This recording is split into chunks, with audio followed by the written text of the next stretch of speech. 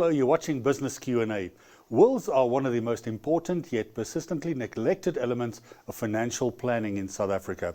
Without a will, families can be left facing unnecessary complications, delays and even chaos during an already extremely difficult time. Capital Legacy's latest campaign, Don't Die in an Awkward Position, shines a light on this issue, and joining me to unpack this is Craig Harding, the CEO of Capital Legacy. Craig, thanks very much for joining us. Thank you, Gary. Well, let's start with the basics. Why does wills education matter so much in South Africa? Gary, thanks. The Department of Justice statistics for 2024 and 2025 say that 70% of reported estates did not have a valid will. What that means is that there is an agreed set of rules that the government have laid down on how an estate gets distributed, which may have no bearing on how an individual wanted their estate to be distributed. And so having a will is unbelievably important to make sure that your wishes are taken care of when you pass away.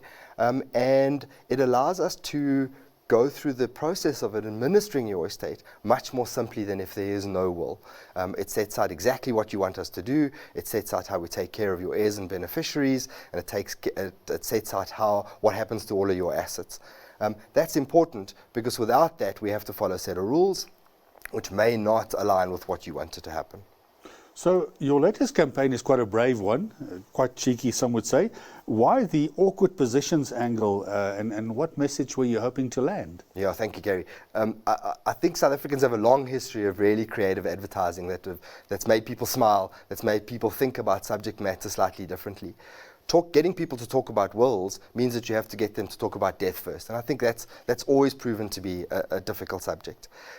By painting these awkward positions, most of which are quite plausible, and you may even have heard stories that are similar to the kinds of awkward positions we've painted, means that it's lightened the subject matter to talk about those kinds of things happening, which means that we can then segue into a discussion about how awkward it is to die without a will. And the campaign has been really successful. So not having a will can very often leave families in a bit of chaos, as you were saying, after a family member passes away. Can you perhaps break down some of these complications and challenges that would arise without having a will in place? Yeah, for sure. Gary, the important thing, and I think it's even more relevant in a modern day world where you have so many single parent families, is, for example, what would you like to happen to your children's guardianship? Your will allows you to set out exactly how you want your children to be treated once you've passed away. How do you want them to be educated? How do you want that education to be provided for?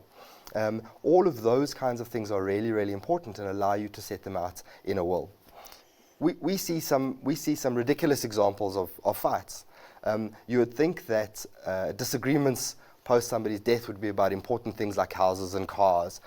In fact, some of the fights we see are about the 4 tires in the garage. They're about the canteen of cutlery that you got from Omar and what happens to those things. And when you have a valid will in place, it allows us to address all of those kinds of issues, so that your wishes, the way you wanted your estate to be treated, is how it happens.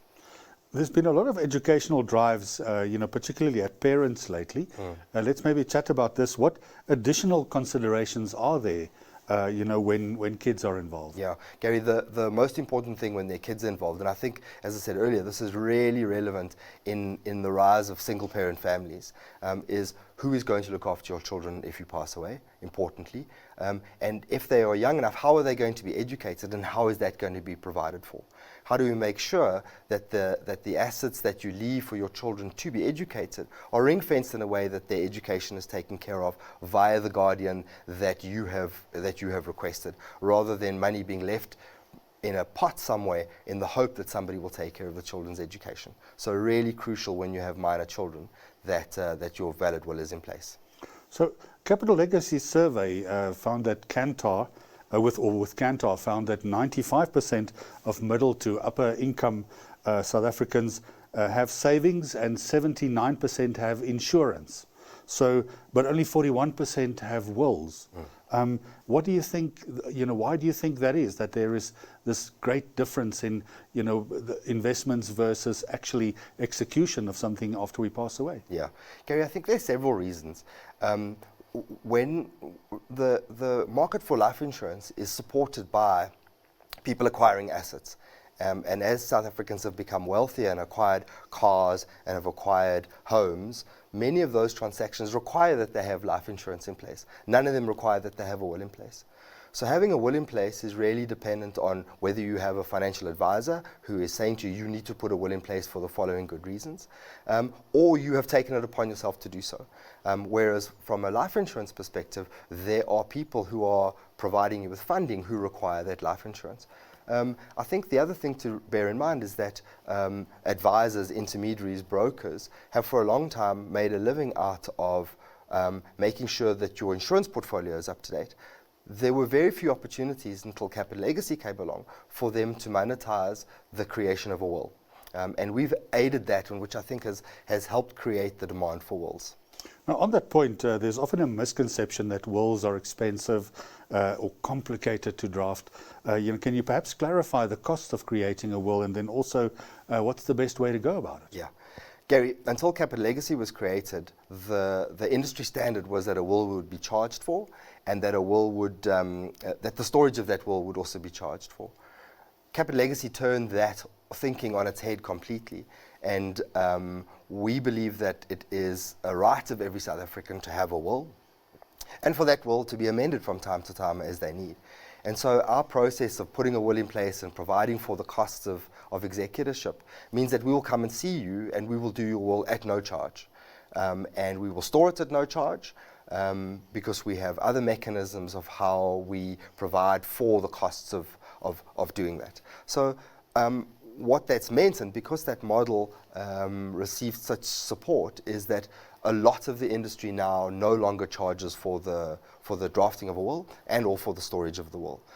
So I think that aside from contributing to having more South Africans having a will, I think we're particularly proud of the fact that we shifted the thinking about how South Africans have to pay for that will. Craig, finally, just maybe a final word for those who are still putting off the writing of a will. Yeah. There are so many examples of people whose estates take a long time to wind up, or wind up in ways that they wouldn't have wanted to, for that to be left to chance. This is your way of making sure that your final wishes are taken care of. Go and see a financial advisor, visit our website, but get your will done. I'm going to have to leave it there, but sounds like good advice to me. Craig, thanks very much for joining us. Thank you, Gary. That was CEO of Capital Legacy, Craig Harding. Stay tuned for more programming coming up right after this.